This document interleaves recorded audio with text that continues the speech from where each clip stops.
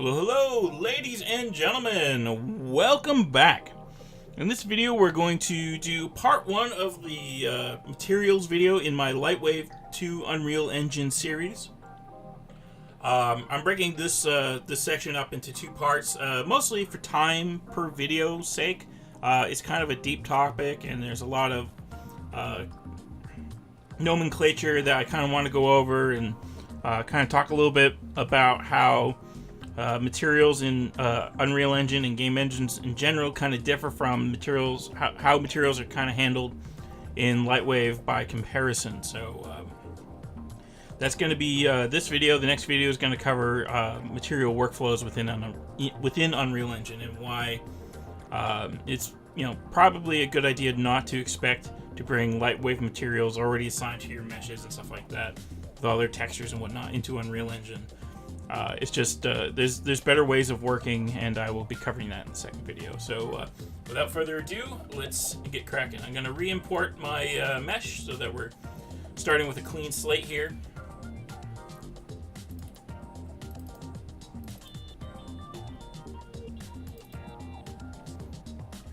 And just like the previous video where we brought in the character animation, all that kind of stuff, this is really just to keep everything kind of neat and organized. So I delete them between videos. Probably not in, I should say between sections, not necessarily between videos. Since this will be at least a two-parter. Okay, the first thing we're going to do is a little bit of housekeeping here. Whenever you bring in your assets and you start, bringing in textures and all that kind of stuff, you're going to find that this folder here will get very busy with stuff. And so the first thing I like to do is just start organizing some stuff, creating some new folders by right-clicking and selecting new folder. We're going to call this materials. And we're going to click select using shift. And we're going to move all our materials into here. And we're going to do the same thing. This one's going to be textures. I'm just going to open that up, and I'm going to import all my texture maps.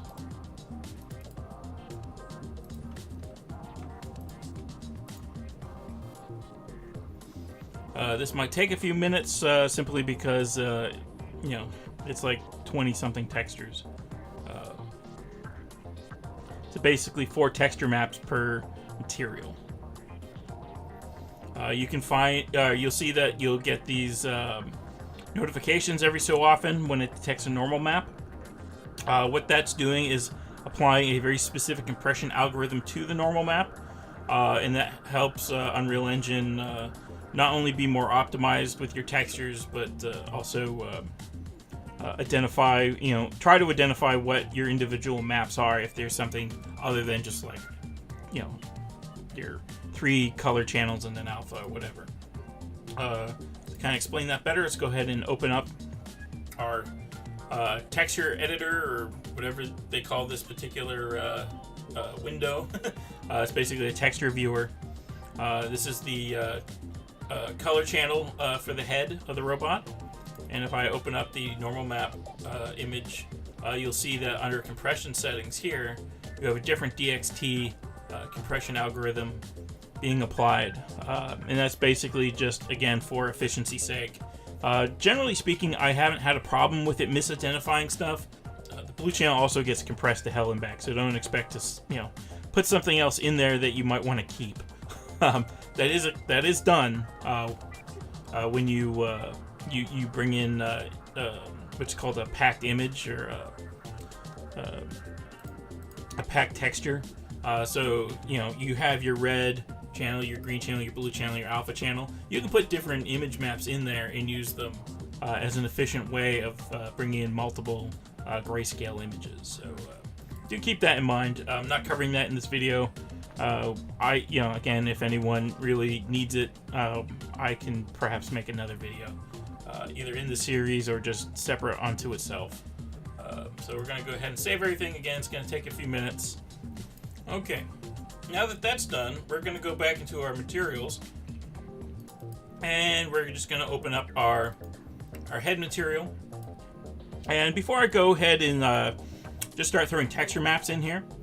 I think the first thing we're going to talk about is how Unreal Engine materials by themselves differ from Lightwave materials. The first thing to really acknowledge here, and of course this looks like a normal material input, and by and large it is. You'd have a lot of the same inputs in Lightwave's different types of materials. So unlike Lightwave, however, where you have like a dielectric or conductor, or the Lightwave standard material versus the principled material and all that kind of stuff, in Unreal Engine you have materials that are optimized for specifically what they need to do. And so the first thing we want to talk about here are material domains. The first one being the quote unquote surface material, so anything that gets applied to a mesh, whether it's a skeletal or static mesh. We have deferred decals, and essentially what deferred decal is in Unreal Engine is kind of like in some games how you can like spray a tag on something, you pop an image onto something. That is generally handled with deferred decals. I also like to use it to like add like kind of more granular detail onto something. So you have like a large building or a big terrain or something like that, and you want to go, I need like a pothole or a crack in the wall right here. I need some like lava boiling out right here. You can do that with deferred decal. Next, you have a light function. Light function is essentially a kind of like a gobo material that you attach to a light, and that light, would then, say you want it to look like, lights passing through shutters, and you don't want to have to actually generate a shadow for that. Or what I've done in the past with light functions is actually create a animated texture that looks like underwater refraction, light passing through the surface of the water, creating a refraction pattern. I've done that. Again, very handy. Only works in grayscale, so you do have to get kind of cute with, if you want to do like on the refraction pattern, you want to have that chromatic aberration type of look. You end up with doing it with like 3 lights, one red, one blue, one green, and have them each slightly offset from the other. It's a little bit more performance intensive because obviously you're doing all the shadowing and all that kind of stuff with 3 lights versus 1. But if you're rendering to file rather than doing a real-time project, that can become a little bit more practical. A volume material, this is specifically for creating like a volumetric particle. Not standard particles, although to some degree, yeah. But specifically for doing a ray marched volumetric effect. There are a lot of artifacts using this, but they're otherwise neat. That's a video unto itself. But it's one of those things you really want to use sparingly anyway. But how you move through them can determine how good they look. Usually slowly and always moving forward. It would be my recommendation. But next we have a post-process material. Post-process material is a material that gets applied to your entire render. I wouldn't necessarily use it as a color corrector, though you could. Generally, this is how you would do things like cell shading or doing like mouse over highlighting of things within your scene. Generally, that's all handled with the post-process material. They also have a particular setup for doing like lens distortion with post-process material, all that kind of jazz. Again, you kind of need to have a specific goal in mind when you go ahead and create a post-process material, and I won't be covering that any deeper in this video series. User interface, I guess kind of obvious at that point if you're doing like a UMG HUD. Creating a user interface material is something that could then plug into UMG and be part of your overall HUD if you're doing a game. At one point, I was creating an application for a company I was working for, all within UMG and Unreal. It was like a sales app. and I needed things like video textures and that kind of stuff. And so a lot of that was handled with a user interface material. Let's go ahead and go back to our surface, and we're going to stay in surface mode for the rest of this video at least, and the next one. Again, if people have like, you know, specific questions and that question requires a video or something like that, you know, especially like landscape materials, which aren't really covered in here, but they are a very particular setup that is complicated and could potentially require its own video. The next section here are blend modes, and the first one, and the one you're going to use 99% of the time, is opaque. The next one is a masked material, and that's kind of like a Lightwave clip map. It generally looks like an opaque material, but allows you to cut out with an alpha channel, and it's a 1 or 0 result, so it's either opaque or transparent like a clip map. Just like in Lightwave, there are ways around that.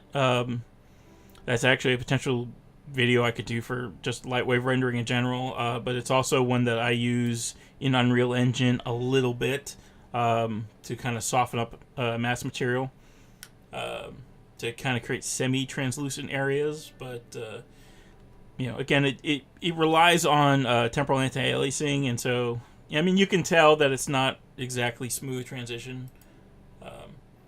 The next one is translucent materials, so things like glass, water, you know, any kind of like similar type of material.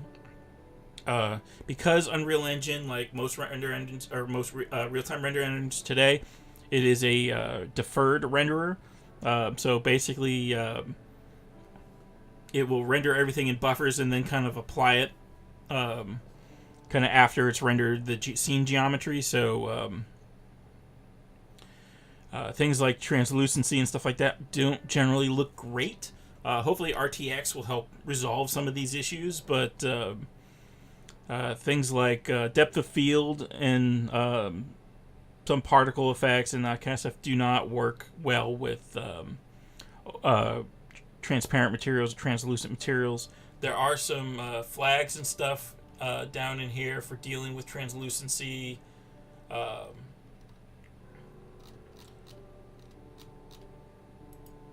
forget where they all are, but generally, if I need to find them, you know, I'll do a run search in here for specific settings.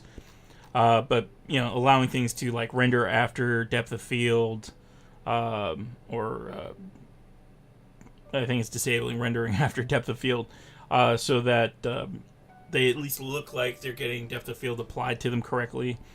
Generally, what I think is happening in that scenario, it's doing basically a test to find out what's happening behind it in depth of field, and then blurring the material to whatever is behind it. So that too can create some weird artifacts. It's not just giving you, you know, correct depth of field on the glass. It's giving you kind of a blurred result based on what it kind of wants to do. So if you have like, you know, a piece of transparent glass like that's like in the middle, you know, in midway between, you know, your camera and your subject, or whatever the furthest thing is behind the glass, you know, and so you have a really narrow depth of field, so there's like a lot of bokeh going on, your glass will look all kinds of messed up, right? It just will not be blurring at the correct distance from the camera. So you do have to be careful with that. Additive, very much like you would expect, Lightwave has an additive basically function on the standard material for doing things like polygon fire, that type of stuff. You know, don't really need to go much further than that. I don't really know what a modulate material does. I don't use it. Usually I'll use a tooltip as kind of like as a starting point to determine, like, if I can't figure out what something does, I'll start researching that. Alpha composite. Again, this is another one I don't really use. I suspect this is for doing like live action compositing within Unreal Engine. Fortunately, Unreal Engine documentation is actually quite good. And so if there's anything that you really need to know, you know, you're trying to figure out how to do something, Google search, YouTube, will be your two best friends when using Unreal Engine. It's amazing how much online help there is. Not just Unreal Engine's documentation, but far beyond that. There's a ton of video tutorials and stuff out there. Although I always recommend checking my channel first. Next is going to be the shading model. The first one in the list is Unlit. So obviously there's not going to be any shadows or, determining light direction, stuff like that. Unlit. Think of it as something you might use for like a fire sprite or something like that. Something that's by itself emissive, but will not receive shadow or anything like that. Default lit is what you're going to use again for like 99% of what you do. Subsurface is one of three, and you could argue 4 different types of subsurface materials within Unreal Engine. Some of them are newer than others. Some of them will yield better or worse results. Some of them will be faster, some of them will be slower. I don't generally do a lot of character work, and so you're generally not going to find me looking or playing around with subsurface materials within Unreal Engine until they get like a really good backscatter material happening. I suspect that now with like V-Ray and Octane coming to Unreal Engine, a lot of the push for cinematic people, needing like high quality skin is going to start going down a little bit. Yeah. Moving on, pre-integrated skin, again, is another subsurface scattering node or shader. Clearcoat, that's kind of like for doing cars. I believe there's also how they do like good carbon fiber stuff. Generally done with a Clearcoat, just to kind of like dual layer, that kind of stuff. Subsurface profile. Again, is another subsurface scattering that uses an external asset that you can place in your content manager that you can then link into here like it would be a texture, but it's essentially like determining your subsurface color and stuff that way. It's it's a little bit funky, but I've used it in projects to some okay results. Next is Two-Sided Foliage.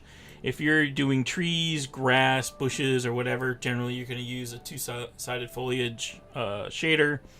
It is kind of subsurfacey, where it will like transmit the light that's hitting it from behind through it, like a leaf would, but it's not really a true like subsurface scattering material. But it is very handy, and you will probably use it a lot if you're doing any kind of like trees and whatnot. Hair, obviously, it's got specific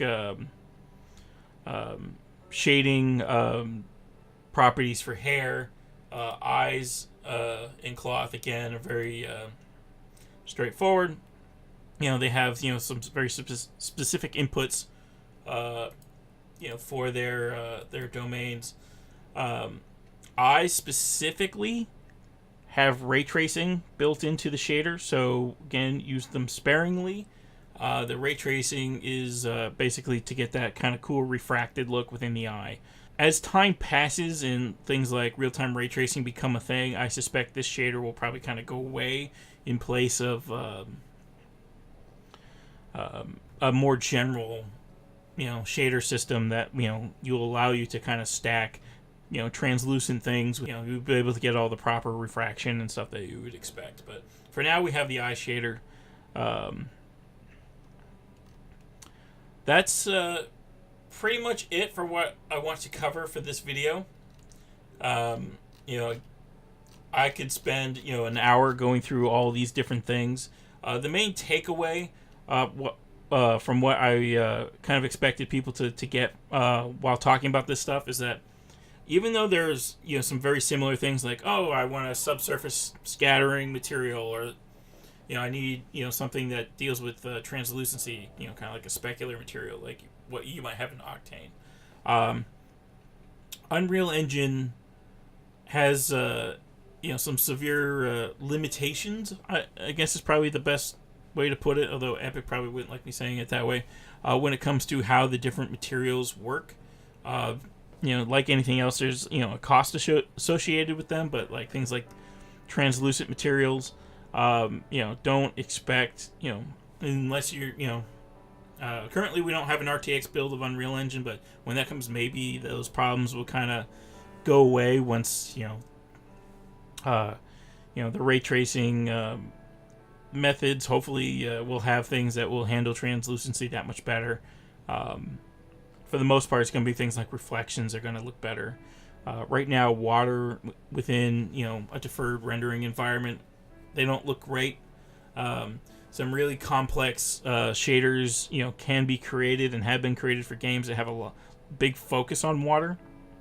But kind of out of the gate, you're not going to be creating like some really amazing water shaders without potentially having to go into I'm not sure if it's HSL or OSL at the moment. I can't remember which one is supported, if not both. But you could theoretically create your own like very specific shaders for those specific things. But one of the things that really separates Unreal Engine from like Unity and some of the other game engines is that the default shaders by themselves generally look better than everyone else's. You generally have to push pretty hard to get to the point where you really need to start writing your own shader code. That's not to say that a lot of games don't just go ahead and start doing that, but again, it's one of those things depending on what you're trying to do will determine what you really need to do. But by default, Unreal Engine shaders tend to look better than everyone else's without having to go in and do a lot of stuff. But that's where I'm going to end this video. I want to thank everyone for watching. Please hit the like button on YouTube and subscribe to my channel on YouTube. I'm sure most people will probably be watching this directly through Facebook or whatever, but just liking it, the video there, which feel free to do. I'm always happy to see that kind of stuff, and it helps promote the videos as well. The more people like them, but again, that also happens on the YouTube side of things. So the more attention I get on that side, obviously, the more my channel will be able to grow, reach more people, get more subscribers, and hopefully be able to get my channel monetized again since YouTube changed their rules and I got demonetized because I didn't have enough subscribers. So, again, thank you all for watching, and I will see you next time. Bye.